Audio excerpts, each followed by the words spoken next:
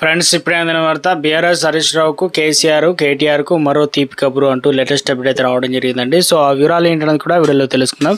వీడియోని చివరి వరకు చూడండి, అర్థమవుతుంది అనమాట. మొదటిసారి ఛానల్ వస్తే తప్పకుండా సబ్స్క్రైబ్ చేసుకోండి. చూస్తున్నారు కానీ లైక్ చేయడం మర్చిపోతున్నారు, వెంటనే లైక్ చేయండి. వీళ్ళకి అయితే వెళ్ళిపోదామండి. బీఆర్ఎస్ అధినేత మాజీ సీఎం చంద్రశేఖర్ రావు అనగా కేసీఆర్, మాజీ మంత్రులు కేటీఆర్, హరీష్ రావులకు తెలంగాణ హైకోర్టు ఊరట లభించిందనమాట. గుడ్ న్యూస్ చెప్పింది ఏంటంటే దాదాపు 15 ఏళ్ల క్రితం తెలంగాణ ఉద్యమ సమయంలో నమోదైన కేసులను న్యాయస్థానం శుక్రవారం కొట్టివేసింది. వివరాలకు వెళ్తే తెలంగాణ మలిదశ ఉద్యమంలో 2011 మార్చి 10న హైదరాబాద్లో ట్యాంక్ బండ్పై ఉమ్మడి ఆంధ్రప్రదేశ్ ప్రభుత్వం విధించిన ఆంక్షలను ధిక్కరించి మిలియన్ మార్చ్ నిర్వహించిన సంగతి తెలిసిందే. ఈ సందర్భంగా శాంతి భద్రతలు విఘాతం కలిగించారన్న ఆరోపణలతో అప్పట్లో కేసీఆర్, హరీష్ రావు, కేటీఆర్లకు సహా పలువురు నేతలపైన పోలీసులు కేసు నమోదు చేశారు.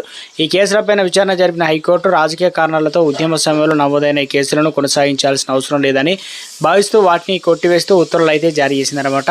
ఈ సుదీర్ఘ ఊరట ఎన్నో ఏళ్ళలో విచారణ దశలో ఉన్న కేసు నుంచి ఇప్పుడు విముక్తి లభించడం బీఆర్ఎస్ శ్రేణుల్లో హర్షం వ్యక్తం చేస్తున్నాయి.